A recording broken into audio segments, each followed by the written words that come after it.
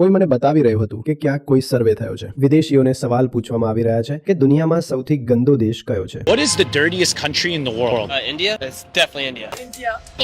India. અને મોટા ભાગના લોકો કહી રહ્યા છે ઇન્ડિયા. અને આપણે બહુ ધાર્મિક લોકો છીએ. ચોક્કસ આપણી આ ધાર્મિકતામાં અને આપણી આ જાહેર જગ્યાઓના ગંદા હોવામાં કોઈ ઊંડો સંબંધ છે. ગરીબી બેશક એક કારણ છે, પણ ફક્ત ગરીબી જ કારણ ના હોઈ શકે, કેમ કે બીજા પણ ગરીબ દેશો છે, તેઓ આટલા ગંદા નથી. એટલે જ તમે જોશો કે આપણા પૂજા સ્થળો, આપણા દેવાલયો સૌથી ગંદા હોય છે. પણ આ વાત તમે ઘરોની અંદર નહીં જુઓ. ઘરોમાં સફાઈ હશે. ઘરમાં જો મંદિર હોય તો એકદમ સાફ મળશે. મારે મારું જોવાનું છે. બીજું કોઈ શું કરે છે એ મારી જવાબદારી થોડી છે. મને સ્વર્ગ મળી જાય, મને મોક્ષ મળી જાય. હું દાન પણ કોઈને આપું તો એટલે કે મને પુણ્ય મળી જાય. હું કોઈને મરતા બચાવું પણ ખરો તો એટલે કે મને પાપ ના લાગી જાય. બધું જ પોતાની સુધી સીમિત, તો પોતાની જવાબદારી પણ સીમિત. પછી હું શું કામ ચિંતા કરું કે દુનિયા ગંદી થઈ રહી છે, કે મોહલ્લો ગંદો પડ્યો છે? શું ફરક પડે છે? હું જઈને મારા મોક્ષ અને મારા ઉદ્ધાર માટે ગંગામાં ડૂબકી મારી રહ્યો છું અને ગંગાને ગંદી કરી રહ્યો છું. આ કામ આપણે જ કરીને બતાવ્યું છે. મને મારો મોક્ષ મળી જાય તો બસ, એના માટે હું ગંગાને માં કહું છું. માં મેલી થતી હોય તો થાય. દુનિયાના કોઈ દેશમાં આટલી ગંદી નદીઓ તમને નહીં મળે, અને લોકધર્મીઓએ